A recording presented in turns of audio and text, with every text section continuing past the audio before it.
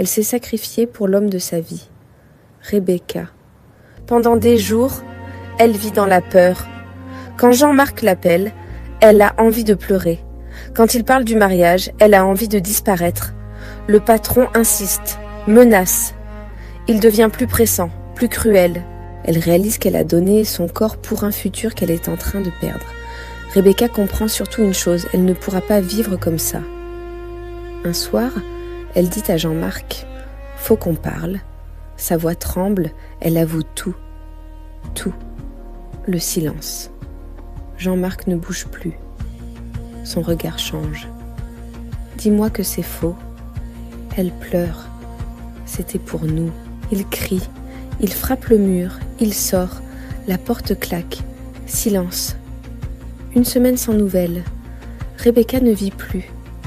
Puis un jour, la porte s'ouvre enfin dans un grincement qui fait sursauter Rebecca. Jean-Marc est là, sur le pas de la porte. Rebecca sent un immense poids quitter sa poitrine. Sans réfléchir, elle court et se jette dans ses bras, le serrant de toutes ses forces. Dans sa tête, tout est fini. Elle se dit qu'il a compris son geste, qu'il a enfin pardonné son sacrifice. Elle pleure de joie, pensant retrouver l'homme de sa vie. Mais le corps de Jean-Marc reste dur, froid comme de la pierre. Il ne bouge pas, il ne la serre pas en retour. D'une voix sans émotion, il dit simplement « Je suis venu prendre mes affaires ». À cet instant, le cœur de Rebecca s'arrête net.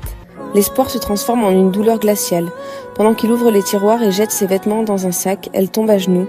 Elle attrape ses mains, elle tire sur sa chemise, elle le supplie à travers ses larmes. « S'il te plaît, Jean-Marc, ne pars pas. C'était pour nous, c'était pour ton concours. » Elle crie que sans lui, elle n'est plus rien, que leur amour est plus fort que cette erreur. Mais il fait comme si elle n'existait plus. Il évite son regard, le visage marqué par le dégoût. Avant de franchir le seuil, il s'arrête et dit ces mots qui la tuent. « Je ne pourrai jamais t'épouser avec ça. Chaque fois que je te regarderai, je verrai l'image du patron. » Il arrache sa main de la sienne, prend son sac et sort. La porte claque. Rebecca est détruite.